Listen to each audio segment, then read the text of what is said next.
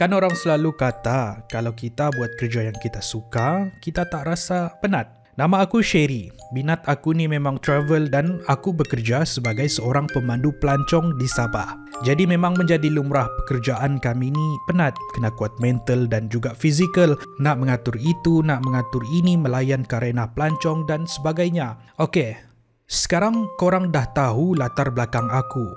Aku nak mula kongsikan pengalaman aku bekerja sebagai pemandu pelancong di Sabah. Pernah satu ketika, aku dan rakan aku bernama Ampai. Kami bawa sebuah keluarga pergi melancong ke sebuah kawasan berbukit di mana biarlah aku rahsiakan, tapi siapa yang tahu tu tahulah. Diorang tinggal di sebuah chalet yang agak terkenal di sini. Chalet ni pula terletak di atas bukit dan bilik chalet ni di lereng-lereng bukit seperti bertingkat. Ada bilik yang di tingkat atas, ada yang di tingkat bawah, dan chalet-chalet ini akan disambung dengan tangga untuk naik ataupun turun. Dan pelancong yang aku bawa kali ini tinggal di chalet ni selama 3 malam. Salah seorang pelancong dan penghuni chalet bernama Sarah dan Aida. Mereka tinggal di dalam satu chalet bersama 3 lagi adik-beradik yang lain. Diorang tinggal di rumah chalet paling atas. Tingkap chalet mereka menghadap tebing dan pemandangannya memang indah. Tapi di sini ada satu peraturan di mana tingkap-tingkap chalet tidak boleh dibuka untuk tujuan keselamatan. Jadi korang boleh bayangkan bagaimana tempat penginapan pelancong yang aku bawa ni. Keesokan paginya, sekitar pukul 7 pagi, aku dan Ampai pun menjemput pelancong-pelancong kami di chalet tu dan bawa mereka melawat ke destinasi pelancongan di sekitar situ. Sebelum bertolak, di luar chalet aku berbual dengan Sarah. Dia ceritakan malam semalam diorang terjaga pukul 3 pagi sebab terdengar orang berjalan di luar chalet.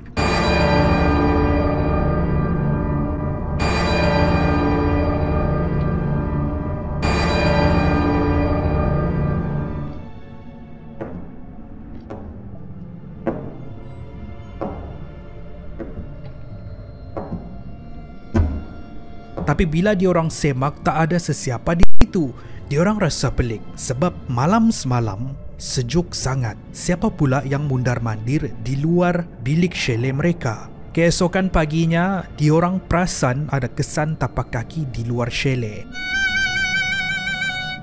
Aku dengar cerita Sarah tu, aku kata dengan dia tak apa.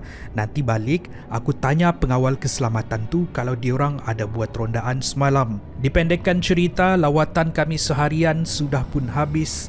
Kami balik ke sekitar chalet pukul 7 malam.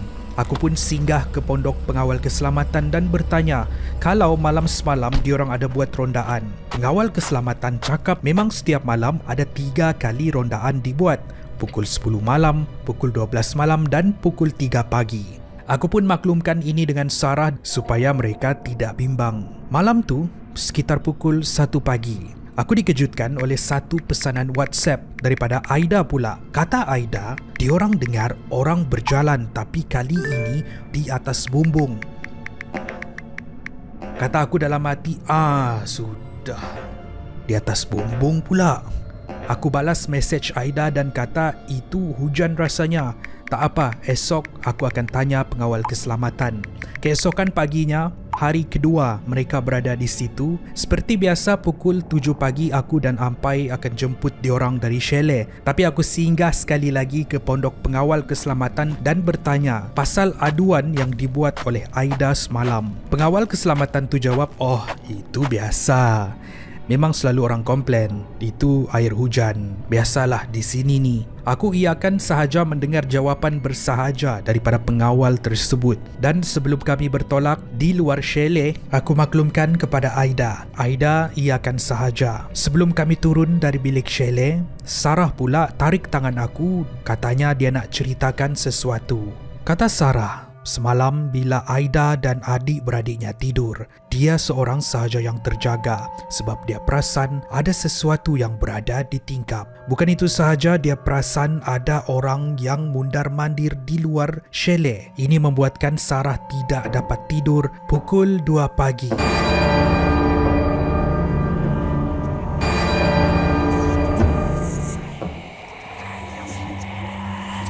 Dia terdengar ada orang yang memanggil-manggil nama Aida dan adik-beradiknya yang lain.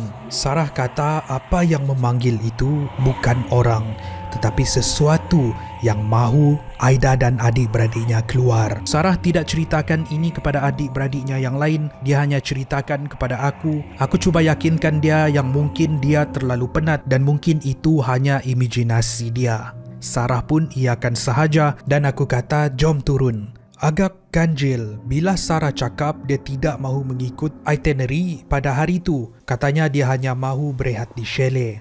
Aku pun iakan sahaja dan berlalu pergi. Ketika kami di dalam perjalanan menuju ke destinasi, aku di dalam van duduk di sebelah Aida. Pada waktu itu, Aida menunjukkan gambar-gambar pelik yang dia ambil di chalet. Gambar tapak kaki di luar chalet dan gambar tapak tangan di tingkap chalet. Aku minta Aida kongsikan gambar-gambar ini dengan aku di WhatsApp. Seharian muka aku berkerut tengok gambar-gambar yang diambil oleh Aida.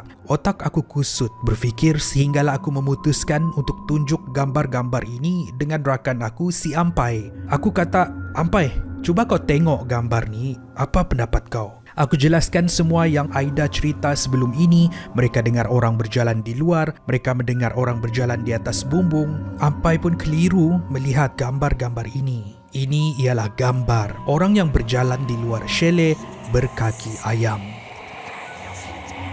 Mana mungkin itu pengawal keselamatan, takkanlah mereka tidak memakai kasut. Melihat gambar-gambar ini aku tahu ada sesuatu yang terjadi di chalet mereka. Dan gambar kesan tapak tangan itu pun dari luar tingkap. Adalah sangat mustahil.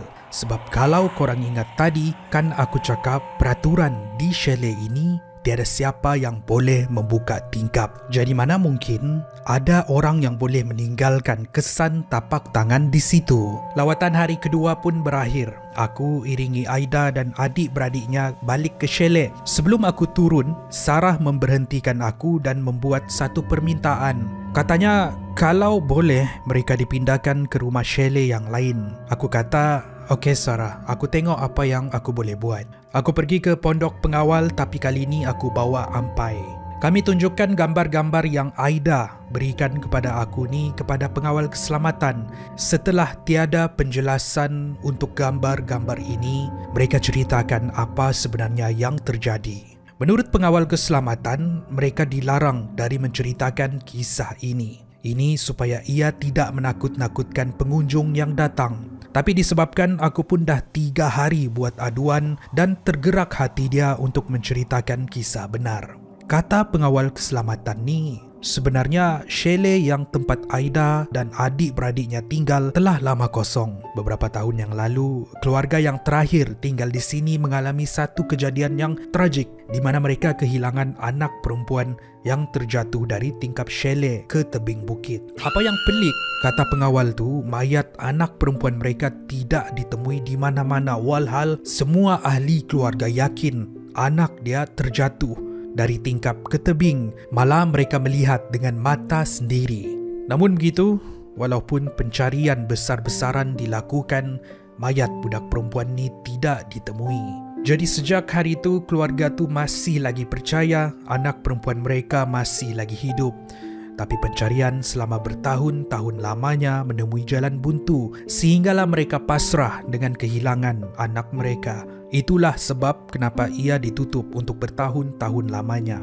Cuma baru-baru ni disebabkan terlalu banyak pelancong yang membuat tempahan, pihak pengurusan memutuskan untuk membuka semula chalet tersebut dan pelancong-pelancong kamu yang membuat aduan ni lah yang tinggal di situ.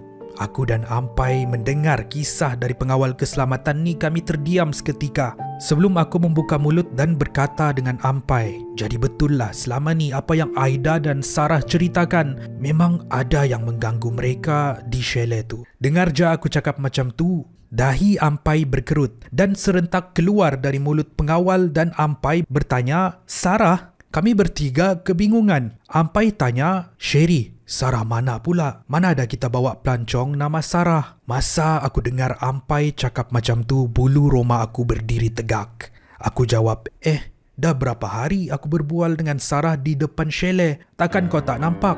Ampai jawab, Sherry, mana ada pelancong kita nama Sarah? Cuba kau cek balik senarai pelancong yang kita bawa. Aku segera semak senarai-senarai pelancong. Dan memang betul, tiada seorang pun yang bernama Sarah.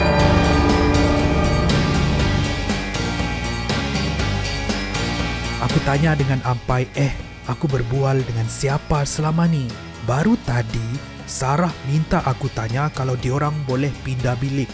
Pengawal keselamatan tadi itu pun berkata, kalau kamu mahu tahu, anak perempuan yang terjatuh dari tebing yang saya ceritakan tadi bernama Sarah. Mungkin ada sesuatu yang dia nak beritahu dengan kamu. Sambil jari telunjuk pengawal tu menunjuk ke arah aku.